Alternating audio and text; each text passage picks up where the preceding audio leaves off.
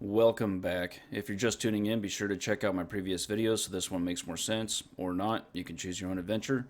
In this episode, we're going to be doing a bit of busy work and start fixing up all the jewelry going on the L24 inline 6, starting with the oil sump pan.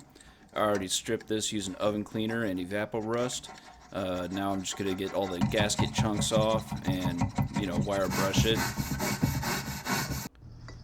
I'm just taking a machinist wedge and a vise to use it as a dolly, so then I can hammer out these puckered holes because somebody over tightened them.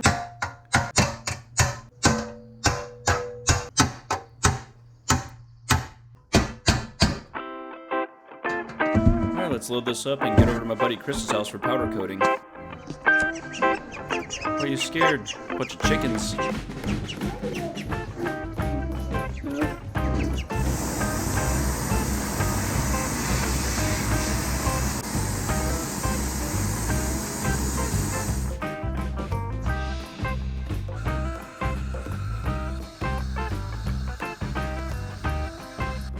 It's like baking a cake.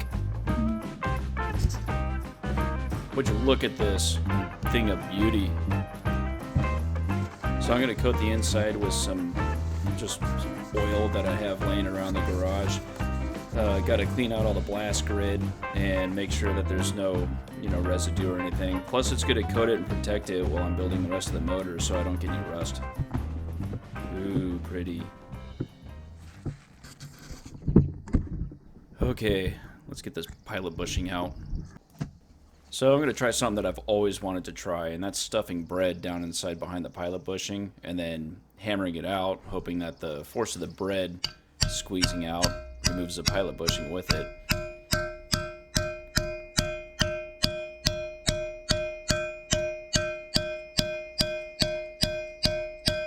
It's like some sort of disgusting bread Play-Doh, but at least it's bringing the grease out with it. Yeah, this isn't working. Let's try something else.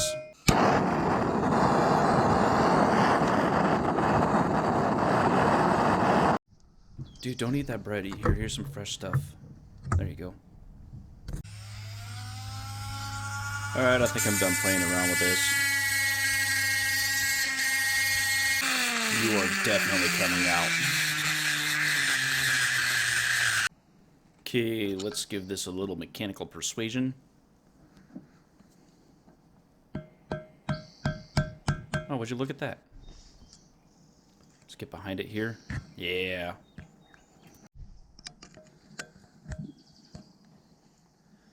Now let's see how much damage I did. I'm gonna clean it out first, get a good look. Oh, look at that. She's mint.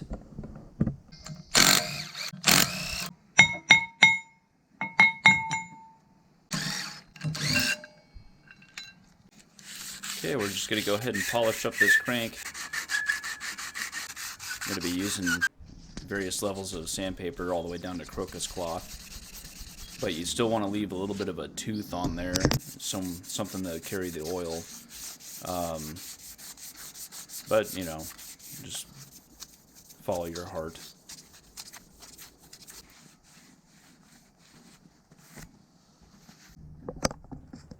Look at that. She came out pretty good. I'm gonna mic all this out.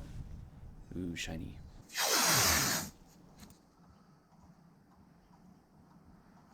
Okay, I'm just gonna tape up the deck of the cylinder head, just as a little extra protection. I got a towel laid down on the workbench here. Just gonna clear the old combustion chambers here.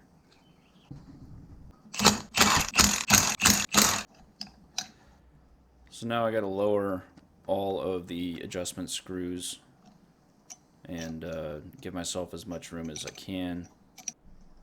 Look at that wiggle. That's plenty of room to get these out. Now the rocker retainer springs. Oh, where are you going? Look at all that room. Okay, now it's time for some sketch. Gotta use my big brass screwdriver to push down the valve spring, and there we go. That one was a lot easier.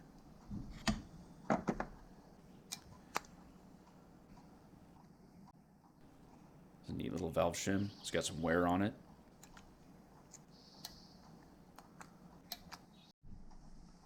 Time to liberate the old camshaft.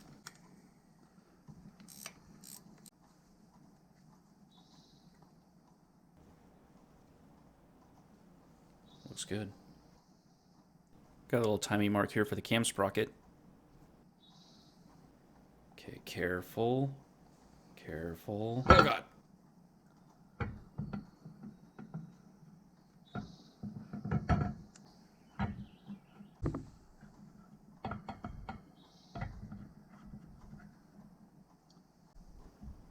Let's get these valves out. Got this little spring compressor tool off of Amazon. Had to modify it for it to work. Oh, there's your valve keepers. I got a twofer.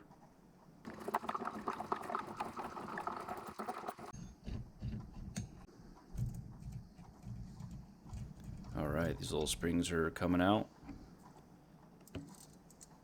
And you got a little spring cap. Go ahead and pull the valves. Look at all that carbon buildup. It's important to organize all of your components. Spring washers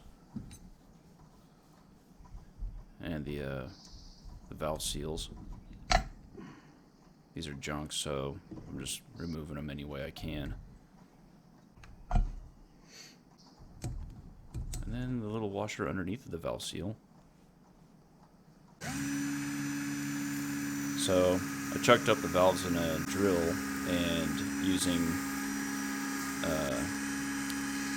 different grades of sandpaper, I went ahead and polished it, but I stayed away from the seating surface of the valve itself because that needs to be lapped. So here's a little before and after. Look at that.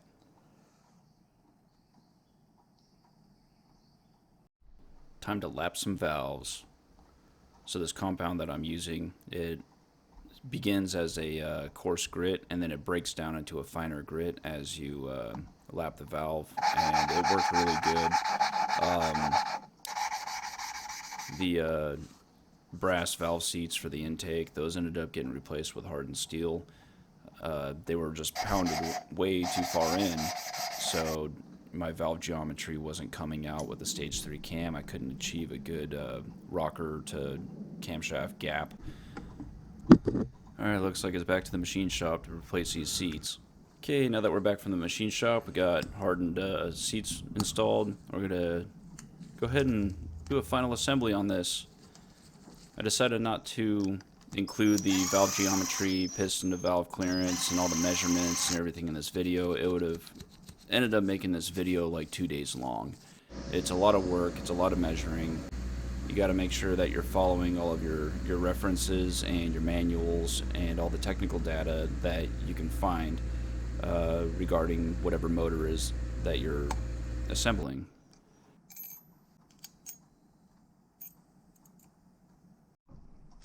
Time for some fresh seals. So these came with a little sleeve so you don't damage the seal while you're going over the groove on the end of the valve stem. And there it is.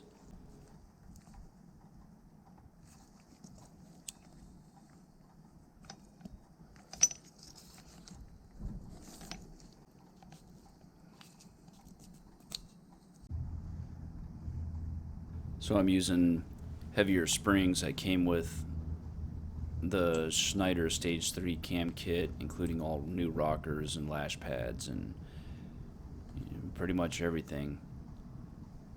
New caps.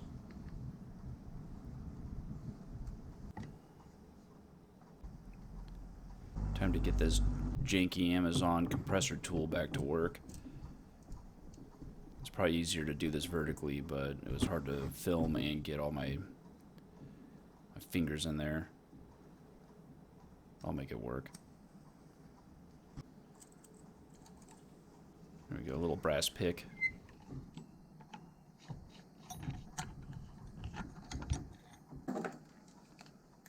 Gotta verify your keepers are seated.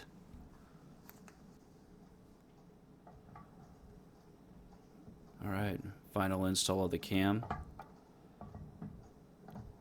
Trying my best to be gentle.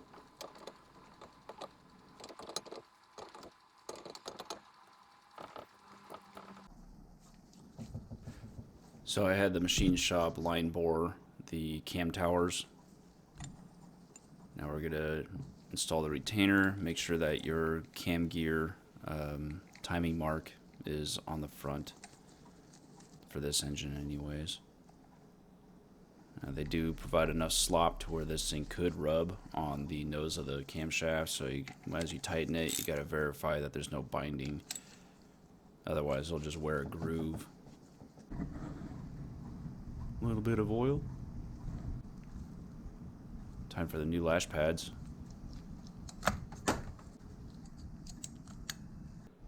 Okay, now I'm going to slather this puppy in some assembly lube. I'm going to apply it sparingly at first, but later on I will be applying more. Can never use too much assembly lube. Time to install the new rockers. So I'm trying different methods here. I'm doing a little slide from the side, or just coming straight in at it. I think the slide from the side is actually the easiest way to install these. Yeah, straight in was given some grief. Okay, let's put our little rocker retainer springs on here. We're just about done with the cylinder head.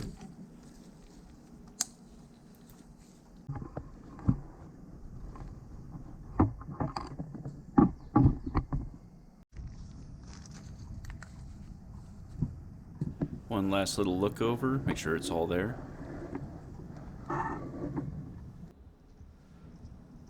So these are oil block-off plates. This is an internally oiled cam, so I'm not going to be reinstalling the oil sprayer bar that you saw me remove in the previous video.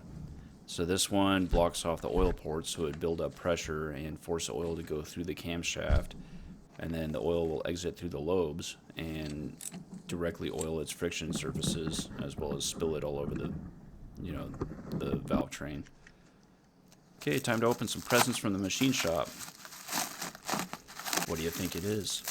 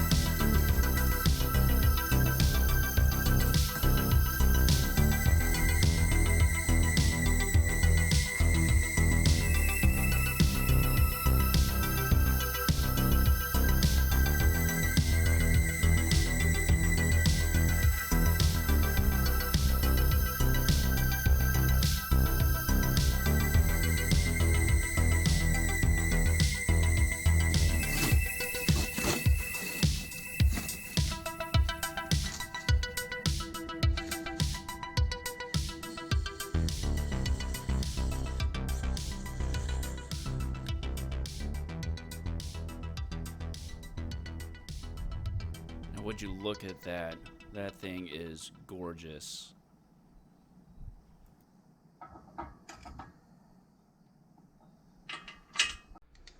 Alright guys, I tricked you into watching an unboxing video. Lucky you. Oh look, they gave me something to kneel down on. Thanks.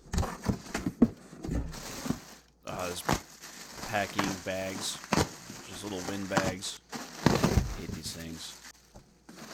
Fill up your cans so you gotta pop all of them.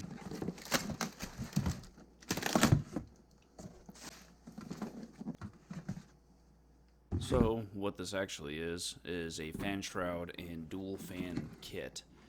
But what came with it is these little zip ties that you have to poke through your radiator to fasten the fans directly to the radiator.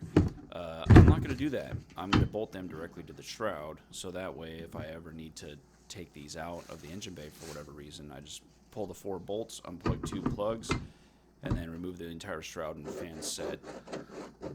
So first I'm just going to lay it out. You know, they already did a courtesy of putting some protective tape over it. Then just size matching a drill bit to the bolts I want to use.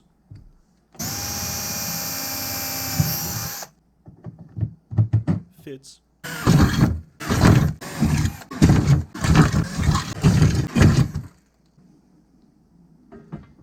Checking fit before I deburr the holes.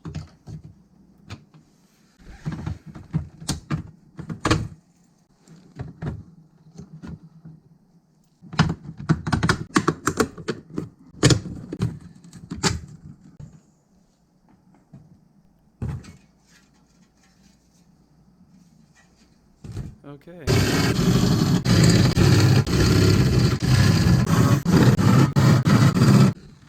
Alright, holes are deburred. Now I'm just going to remove this film.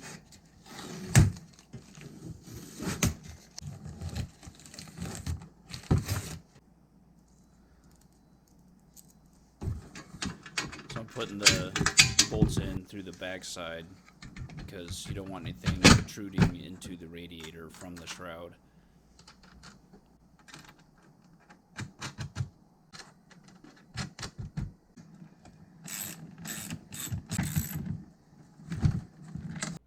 Okay, let's get this last little bits of protective film off. And now we're over here at the toolbox. We're going to replace these plugs with some weather resistant ones. Got a little rubber strip there. A little fluted rubber bit. And, yep. So, fortunately these plugs are big enough to where you don't need terminal keys. You could just use a machinist scribe to push a little tab in and pull it right off. See?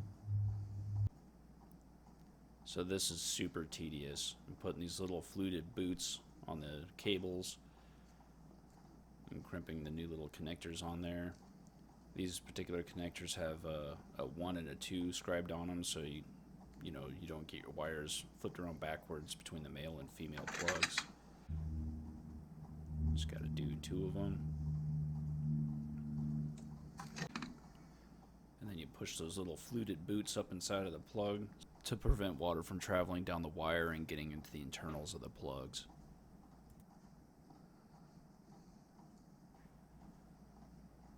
Alright, nice and tight. Give it a little tug. Alright, thank you for watching, and there's more to come, so please consider subscribing, and I'll see you later.